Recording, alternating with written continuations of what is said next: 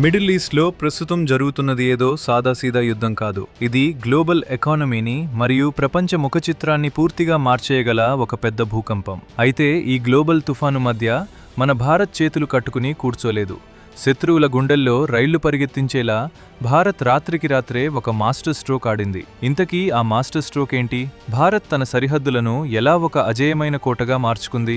ప్రపంచంలోని అతిపెద్ద సముద్రాలు రగులుతున్నప్పుడు, హార్ముజ్ మార్గంపై భారీ ముప్పు పొంచి ఉన్నప్పుడు సముద్రపు సికిందర్ కావడానికి మోదీ ప్రభుత్వం ఏ భయంకరమైన చక్రవ్యూహాన్ని రచించింది?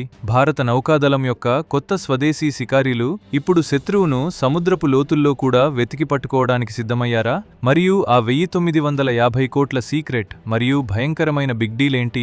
అది రాత్రికి రాత్రే సరిహద్దుల్లో చైనా మరియు పాకిస్తాన్ల నిద్రను ఎలా పోగొట్టింది? మిత్రులారా, ఇవి ప్రపంచం మొత్తం సమాధానాల కోసం వెతుకుతున్న మండుతున్న ప్రశ్నలు. ఈ వీడియోలో నేను మీ ముందు ఉంచబోతున్న వాస్తవాలు మరియు ఫ్యాక్ట్స్ ప్రతి ఒక్కరికి రోమాంచితం కలిగిస్తాయి. మిడిల్ ఈస్ట్ నుండి వస్తున్న వార్తలు ప్రపంచం మొత్తాన్ని ఆందోళనలోకి నెట్టేస్తున్నాయి. ఇరాన్ మరియు ఇజ్రాయెల్ మధ్య ఉద్రిక్తత ఇప్పుడు వెనక్కి తగ్గలేని స్థాయికి చేరుకుంది. ఈ యుద్ధం ఇప్పుడు కేవలం ఇరాన్ ఇజ్రాయెల్ మధ్య మాత్రమే కాకుండా ఇరాన్ వర్సెస్ అమెరికా మరియు ఇజ్రాయెల్ మధ్య ఒక భారీ ఘర్షణగా మారింది. ఈ భయంకర యుద్ధం మొదలై ఇప్పటికీ 5 వారాలు పూర్తయ్యాయి. 28 ఫిబ్రవరి 2026న మొదలైన ఒక చిన్న నిప్పుడవ్వ ఈరోజు భయంకరమైన జ్వాలగా మారింది. ఈ ప్రాంతీయ అస్థిరత ప్రపంచం మొత్తానికి టెన్షన్ పెంచింది. కానీ ఈ వినాశనం మధ్య అసలు భారత్పై దీని ప్రభావం ఎలా ఉండబోతోంది? భారత్ ఈ తుఫానును ఎలా ఎదుర్కోబోతోంది? ప్రస్తుతం పరిస్థితి ఎలా ఉందంటే ఎటువంటి శాశ్వత సీజ్ ఫైర్ కుదరలేదు. ఈ ఘర్షణ మరో 2-3 వారాల్లో సద్దుమణుగుతుందని మార్చి 31న అమెరికా ప్రకటించినప్పటికీ క్షేత్రస్థాయిలో పరిస్థితి భిన్నంగా ఉంది. మిసైల్ మరియు డ్రోన్ దాడులు నిరంతరం కొనసాగుతున్నాయి. ఇరాన్ తన పూర్తి శక్తిని ఉపయోగిస్తుంటే, మరోవైపు ఇజ్రాయెల్ మరియు అమెరికన్ దాడులు ఇరాన్ వ్యవస్థను దెబ్బతీయడంపై ఫోకస్ చేస్తున్నాయి. ఈ భయంకర దృశ్యం మధ్య ప్రపంచం ఊపిరి బిగబట్టి చూస్తోంది. ఎక్కడ ఈ నిప్పురవ్వ తమ ఇంటి వరకు వస్తుందోనని ప్రతి దేశం భయపడుతోంది. కానీ ఈ గ్లోబల్ భయం మధ్య మోదీ ప్రభుత్వం ఒక ప్లానింగ్ చేసింది. అది వింటే శత్రువులు వణికిపోతారు. ఆ భయంకర ప్లానింగ్ ఏంటి? దాని గురించి నేను మీకు చెప్తాను. కానీ అంతకంటే ముందు ప్రపంచ ఆర్థిక వ్యవస్థను దెబ్బతీస్తున్న సముద్రపు పరిస్థితిని అర్థం చేసుకోండి. ప్రస్తుతం ప్రపంచంలో అత్యంత సున్నితమైన ప్రాంతం ఏదైనా భూ సరిహద్దు కాదు. అది స్ట్రెయిట్ ఆఫ్ హార్ముజ్ అని పిలువబడే ఇరుకైన సముద్ర మార్గం. ప్రపంచంలోని సుమారు 20% ఆయిల్ మరియు లిక్విఫైడ్ న్యాచురల్ గ్యాస్ ఈ మార్గం గుండానే వెళ్తుంది. ఈరోజు ఈ కీలకమైన చాక్ పాయింట్ తీవ్ర సంక్షోభంలో ఉంది. ఈ మార్గంలో చిన్న అడ్డంకి ఏర్పడినా గ్లోబల్ ఆయిల్ మార్కెట్ కుదేలవుతుంది. అందుకే బ్రెంట్ క్రూడ్ ఆయిల్ ధరలు ఆకాశాన్ని తాకుతున్నాయి. ఈ జలసంధి రక్షణ అనేది ఇప్పుడు ఒక్క దేశం సమస్య కాదు, ప్రపంచం మొత్తానికి తలనొప్పిగా మారింది. ఇక ఇరాన్ లోపల పరిస్థితి మరింత భయంకరంగా ఉంది. అక్కడ యుద్ధకాల నియమాలు ఎంత కఠినంగా ఉన్నాయంటే శత్రువులకు సహకరించే వారిని నేరుగా అంతం చేయడం మరియు వారి ఆస్తులను జప్తు చేయాలని కఠిన ఆదేశాలు జారీ అయ్యాయి. అంటే యుద్ధం కేవలం సరిహద్దుల్లోని మిజైల్స్తో మాత్రమే కాదు, దేశం లోపల కూడా ఒక భయంకరమైన రక్షణ చక్రవ్యూహం నడుస్తోంది. దౌత్య ప్రయత్నాలు కూడా విఫలమవుతున్నాయి. శాంతి మరియు సీజ్ఫైర్ కోసం ప్రపంచ దేశాలు అభ్యర్థిస్తున్నప్పటికీ ఈ తుఫానును ఎవరూ ఆపలేకపోతున్నారు. ప్రస్తుతానికి యుద్ధం నుండి బయటపడే మార్గం ఎక్కడా కనిపించడం లేదు. ప్రపంచం ఊపిరి బిగబట్టి చూస్తోంది. ఇలాంటి అస్థిర వాతావరణంలో భారత్ ఆడిన ఒక ఎత్తుగడ ప్రపంచ రక్షణ రంగ నిపుణులను ఆశ్చర్యపరిచింది. భారత్ తన సరిహద్దు భద్రతను రాక్ సాలిడ్ చేయడానికి ఒక మెగా డీల్పై సంతకం చేసింది. దీని గురించి శత్రువులు కలలో కూడా ఊహించి ఉండరు. ఇంతకీ ఈ 1950 కోట్ల డీల్ రహస్యమేంటి? మిత్రులరా, ఇది నవభారత గర్జన. ఇది శత్రువుల చెవుల్లో మారుమోగుతోంది. మిడిల్ ఈస్ట్లో మంటలు రేగుతున్నప్పుడు భారత్ తన రక్షణ గోడను ఎంత పటిష్టం చేసుకుందంటే అక్కడ ఒక పక్షి కూడా వాలలేదు. భారత్ తన గగనతల రక్షణను అజేయంగా మార్చడానికి 1950 కోట్ల రూపాయల భయంకరమైన బిగ్ డీల్ను ఫైనల్ చేసింది. ఇందులో గొప్ప విషయం ఏంటంటే ఈ డీల్ కోసం ఏ విదేశీ కంపెనీపై ఆధారపడలేదు. ఈ మెగా డీల్ పూర్తిగా మన స్వదేశీ కంపెనీ అయిన భారత్ ఎలక్ట్రానిక్స్ లిమిటెడ్తో కుదుర్చుకుంది. అంటే దేశం డబ్బు దేశంలోనే ఉంటూ పూర్తి మేక్ ఇన్ ఇండియా పద్ధతిలో రక్షణ చక్రవ్యూహం సిద్ధమవుతోంది. ఈ 1950 కోట్ల డీల్ కింద ఏం జరుగుతుంది? దీని ద్వారా భారత్లోని సున్నితమైన మరియు క్లిష్టమైన సరిహద్దు ప్రాంతాల కోసం లో ఆల్టిట్యూడ్ ట్రాన్స్పోర్టబుల్ రాడార్స్ కొనుగోలు చేయనున్నారు. ఇవి మామూలు రాడార్ల వంటివి దావు. ఇవి ఎత్తైన దుర్గమమైన పర్వత ప్రాంతాల్లో శత్రువులను ఎదుర్కోవడానికి ప్రత్యేకంగా డిజైన్ చేయబడ్డాయి. శత్రువు పర్వతాల వెనుక దాక్కుని తక్కువ ఎత్తులో ఎగురుతూ భారత్లోకి చొరబడాలని అనుకున్నప్పుడు ఈ రాడార్ని గాలిలోనే ట్రాక్ చేసి మట్టి కరిపిస్తాయి. కానీ ఈ రాడార్లు ఎందుకంత స్పెషల్? చైనా పాకిస్తాన్ సరిహద్దుల్లో ఇవి ఎలా వినాశనాన్ని సృష్టించగలవు? దీని వెనుక ఉన్న టెక్నికల్ డీటెయిల్స్ మీకు అర్థమయ్యేలా వివరిస్తాను. అప్పుడు మీరు కూడా అంటారు, వావ్ మోడీజీ, ఏం మాస్టర్ స్ట్రోక్ అని. కానీ అంతకంటే ముందు ఆలోచించండి. కేవలం పర్వతాలను రక్షించుకుంటే సరిపోతుందా? సముద్ర మార్గం నుండి వచ్చే ముప్పులకు ఏదైనా ఏర్పాట్లున్నాయా? సస్పెన్స్ ఇంకా ఉంది. ఈ కొత్త స్వదేశీ రాడార్ల ప్రత్యేకత ఏమిటంటే, ఇవి శత్రువుల డ్రోన్లు, హెలికాప్టర్లు మరియు యుద్ధ విమానాలు కూడా చాలా సులభంగా పట్టుకుంటాయి.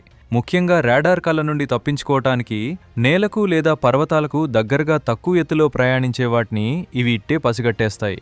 భారత్ వద్ద పాత మరియు సాంప్రదాయ రాడార్లు పనిచేయని ఎన్నో దుర్గమమైన పర్వత ప్రాంతాలు ఉన్నాయి. అక్కడ శత్రువులు తప్పించుకునే అవకాశం ఉండేది.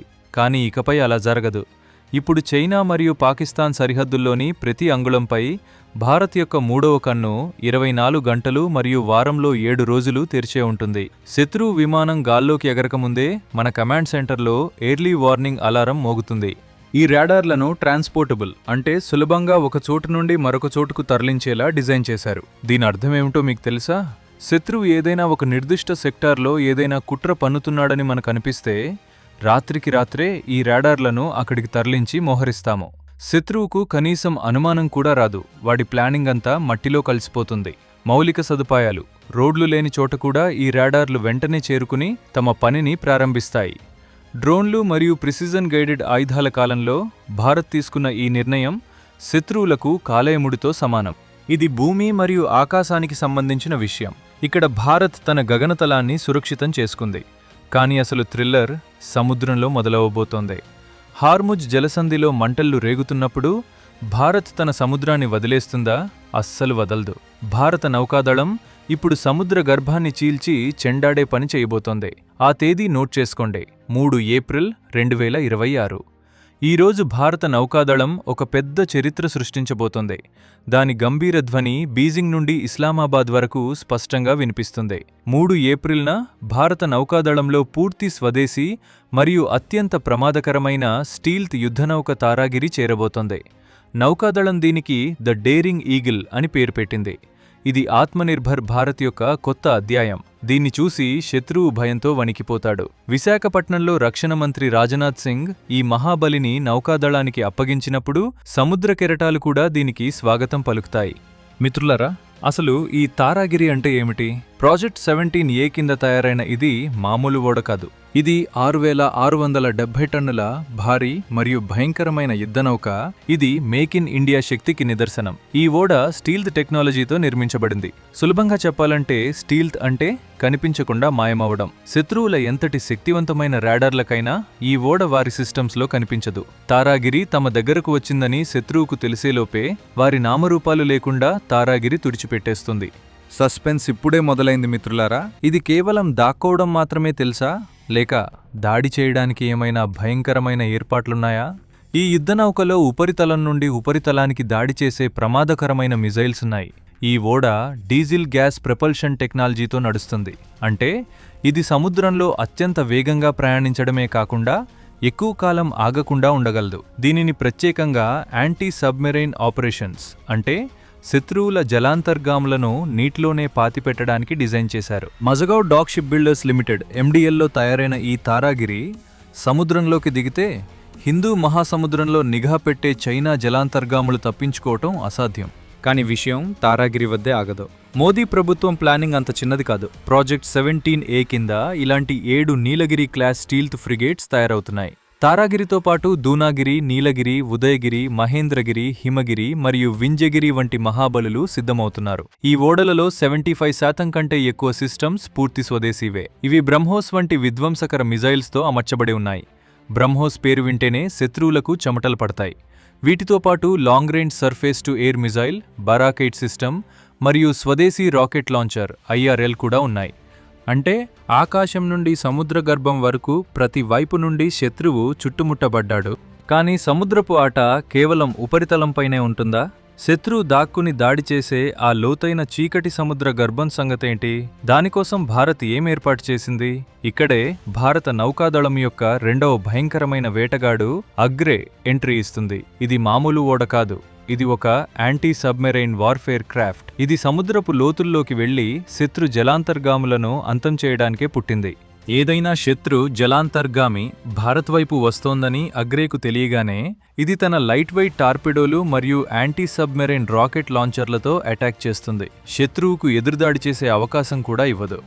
దీని వేగం గంటకు 25 నాటికల్ మైళ్ళు మరియు ఇది ఒకేసారి 3300 కిలోమీటర్ల సుదీర్ఘ ప్రయాణం చేయగలదు. తీరం నుండి 150 నాటికల్ మైళ్ళ దూరం వరకు నిఘా ఉంచే ఈ వేటగాడు సముద్రంలో భారత్ యొక్క అత్యంత నమ్మకమైన కాపలాదారు.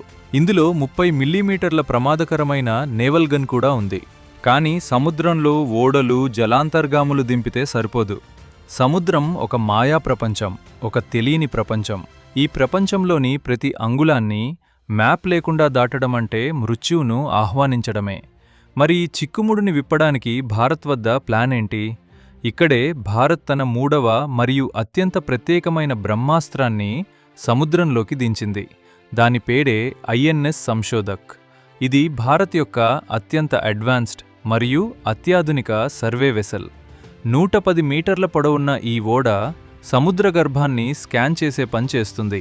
ఇది నీటి అడుగున ఉన్న ఆకృతిని, రాళ్లను మరియు లోయలను ఖచ్చితమైన 3D మ్యాప్గా రూపొందిస్తుంది. సునామీ లేదా ఏదైనా పెద్ద భూకంపం వచ్చినప్పుడు సముద్రం లోపల భౌగోళిక పరిస్థితి మారిపోతుంది. అలాంటప్పుడు మన యుద్ధనౌకలు మరియు వాణిజ్య నౌకలు తెలియని రాళ్లను ఢీకొని ధ్వంసం కాకుండా ఉండటానికి ఐఎన్ఎస్ సంశోధక్ నిరంతరం నీటి లోపల మ్యాపింగ్ చేస్తూనే ఉంటుంది. 3800 టన్నుల ఈ భారీ ఓడ 2 అత్యంత శక్తివంతమైన డీజిల్ ఇంజిన్ల సహాయంతో 18 నాటికల్ మైళ్ల వేగంతో దూసుకుపోగలదు. ఇది ఆగకుండా 25 రోజుల పాటు సముద్రం మధ్యలోనే ఉండి తన మిషన్ పూర్తి చేయగలదు. అత్యంత గర్వించదగ్గ విషయం ఏమిటంటే ఈ ఓడలో 80% కంటే ఎక్కువ భాగం పూర్తి మేడ్ ఇన్ ఇండియా మరియు దీనిని నౌకాదళ డిజైన్ బ్యూరో స్వయంగా రూపొందించింది. ఇది మన ఇతర యుద్ధనౌకలకు దారిచూపే ఓడ. దీని మార్గదర్శకత్వంలోనే అవి శత్రువులను ఏరిపారేస్తాయి. ఒక్కసారి ఆలోచించండి. ఒకవైపు ప్రపంచవ్యాప్తంగా ఆయిల్ కోసం కొట్లాట జరుగుతోంది. మిడిల్ ఈస్ట్ భయంకరమైన యుద్ధజ్వాలల్లో కాలిపోతోంది. ఇరాన్ మరియు అమెరికా, ఇజ్రాయెల్ ఘర్షణతో మొత్తం గ్లోబల్ సిస్టమ్ ప్రమాదంలో ఉంది.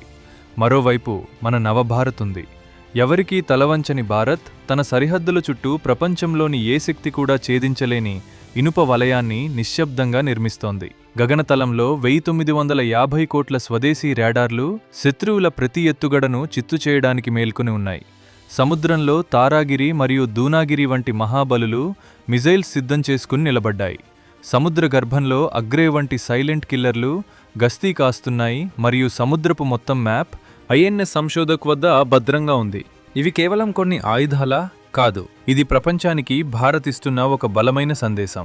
భారత్ వైపు కన్నెత్తి చూసేవారికి ఇకపై పరాభవం మాత్రమే కాదు, వారి ఉనికి చరిత్ర పుటల నుండి తుడిచిపెట్టుకుపోతుంది అనే సందేశం. రక్షణ రంగంలో భారత్ ఇప్పుడు ఆత్మనిర్భరత సాధిస్తోంది. మనం ఇకపై విదేశాల నుండి ఆయుధాలు తెచ్చుకోవడంపై ఆధారపడటం లేదు. మన దేశంలో మన ప్రజల చేతులతోనే రేపు ప్రపంచాన్ని నడిపించే శక్తిని తయారు చేస్తున్నాము. ఇది జాతీయవాద ప్రభుత్వ విజన్. ఇది మన సైన్యాన్ని ఏ శక్తినైనా ఎదిరించేలా, ప్రపంచమే భారత్ శక్తిని చూసి భయపడేలా అత్యాధునిక శక్తిగా మార్చింది. ప్రస్తుత గ్లోబల్ జియోపాలిటిక్స్ మారుతున్న తరుణంలో భారత్ సరైన సమయంలో సరైన అడుగు వేసింది. హార్ముజ్ మార్గం ప్రమాదంలో ఉన్నప్పుడు భారత్ సముద్రంలో తన పెట్రోలింగ్ మరియు శక్తిని పెంచుకోవటం అనేది మన వాణిజ్యం మరియు మన భద్రత విషయంలో మనం ఎటువంటి రాజీ పడబోమని చెప్పటానికి నిదర్శనం. మన సరిహద్దులు, మన సముద్రాలు పూర్తిగా సురక్షితంగా ఉన్నాయని ఈరోజు దేశంలోని ప్రతి పౌరుడు గర్వంగా చెప్పగలడు. మిత్రులారా, ఈ మొత్తం గ్లోబల్ తుఫాను మధ్య భారత్ యొక్క ఈ భయంకరమైన బిగ్ డీల్ మరియు నౌకాదళ మహాబలుల గురించి మీరేమనుకుంటున్నారు? భారత్ యొక్క ఈ అగ్రెసివ్ మరియు స్వదేశీ విధానం భవిష్యత్తులో చైనా మరియు పాకిస్తాన్ గర్వాన్ని అణిచివేస్తుందని మీరు భావిస్తున్నారా? మీ అభిప్రాయం ఏంటో వెంటనే కామెంట్ బాక్స్లో తెలియజేయండి. భారత్ యొక్క ఈ కొత్త శక్తిపై మీకు ఎంత గర్వంగా ఉందో రాయండి.